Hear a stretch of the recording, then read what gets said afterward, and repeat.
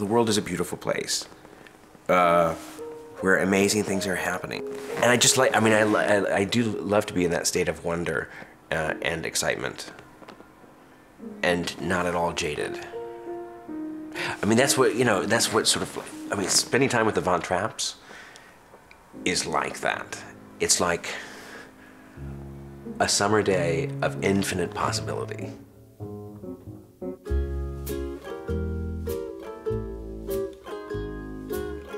Stars shining bright above you. Night breezes seem to whisper, I love you.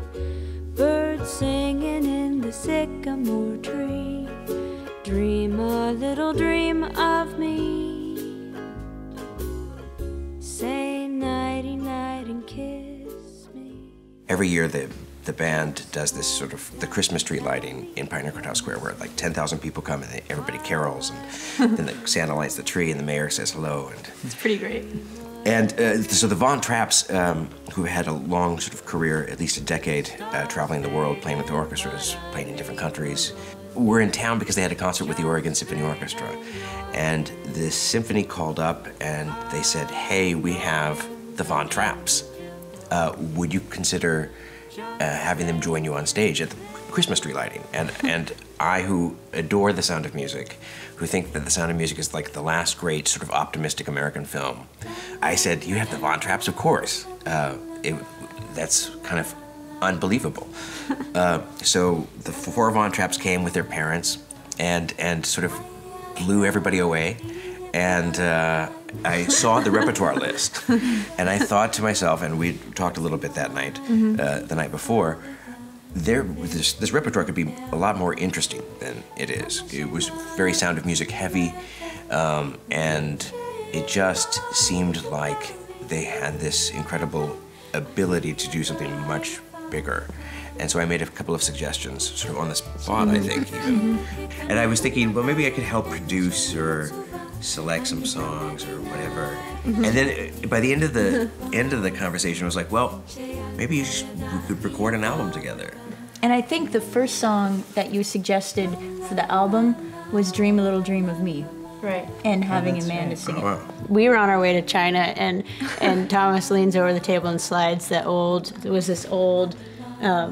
you know, sheet music of it, and it had that old cover, and it was really beautiful. Right. And you picked it up immediately. Well, because that song was my lullaby growing up. I remember falling asleep to that song, and so every time I hear it, it just reminds me of those, you know, childhood. And so when you slid that across the table, I was like, okay, it's good work. Because it was, but that song is great, and that was also the first time August started playing ukulele on the song. Actually, that's the first. We got the ukulele so that we could I could play on that song. It's a magie fabricant, de vergie fabricant. De comme schéma, petit moyotel, ruine chez mal de Paris,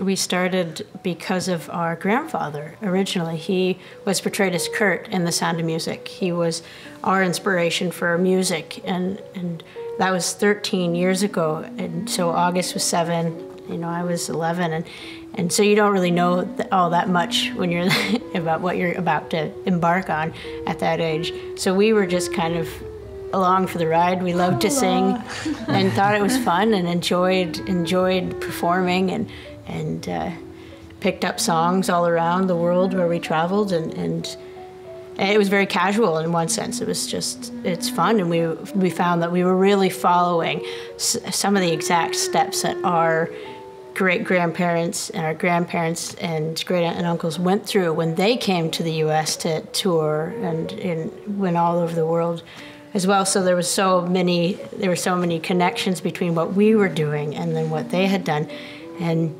that was kind of the genesis of it all. And as we got older, it had to become a much more of a conscious decision to continue, because we are siblings you know, and we're not 11 and 7 anymore, so there becomes a lot more. You need to make bigger decisions and be more honest about how much work and how much effort it takes to grow together and to change together, and being willing to change with each other as you grow. So I think we got to that point about 2 years ago. It was very are we going to continue or are we not? And one of the big gaps that was missing was, how is the music going to grow? And if the music can't grow, and if it can't be something that we're in love with, if it wasn't there, then it would be impossible to continue. And that's why the miracle of our, meeting was the timing was incredible, because I think we found our voices again, and we found hope in the music. Being what could carry it on and what could make the relationship between the four of us and our work continue. Yeah, meeting Thomas and Pink Martini was perfect timing. Just in time. Yeah.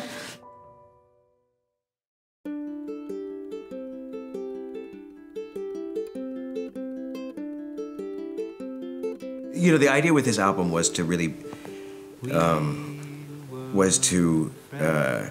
help bridge the transition from being the Sound of Music kids to what they are now, to any number of things. So to have a repertoire that was sort of compatible with the past, but really forward-looking, and hopefully an album which would give them a lot of latitude to do whatever they wanted to do in whatever direction they want to go in. I always sort of say on stage that it's spending time with the Von Trapps is like walking onto the set of The Sound of Music, but they're not actors.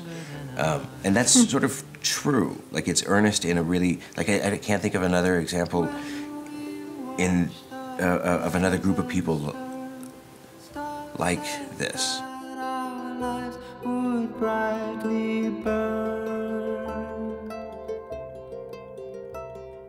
So we searched for hearts of flame.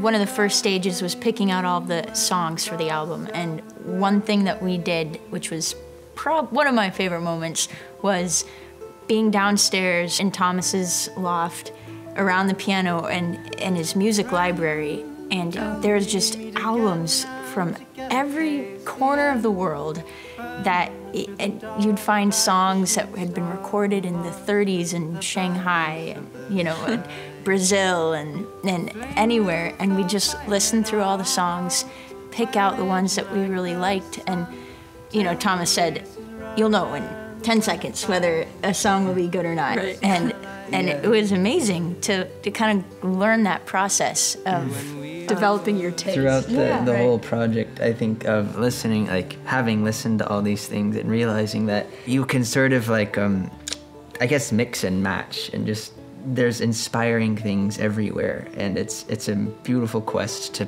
try and bring them together and like bring it and share it to people, and that to me has been the most amazing part of this whole process is learning that there's so much out there, but you kind of have to look for it because it's hiding, but it's there. As I've grown, I won't forget The album from the very beginning was really, really fun to work on. It was fun talking about the songs. It was fun developing them. It was fun listening to them write. It was fun, like every moment was just sort of fun. It has been such a journey of not that didn't always have to do with the music. It just had to do so much with the growing up, with trying to like make music